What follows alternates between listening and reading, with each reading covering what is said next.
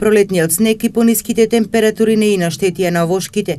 На одредени места во зависност од местоположбата на насадите може да има проречување на родот, но за колкава штета може да стане збор може да проценат и самите овоштари со проверка на цветовите. Но тоа не е се. Агрономите по ова препорачуваат и третирање на овошните дрвца со препарати за да ги заштитат од болести и штетници.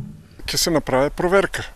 Проверката се прави за така што се кине цвет и ако плодот е покафенел, тоа значи дека е измрзнат.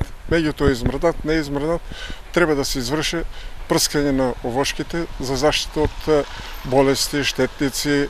Снегот во март и пониските температури ги уплаши земјоделците дека ќе се повтори минатата година, кога пролетните мразови во април пред време и го обраа родот.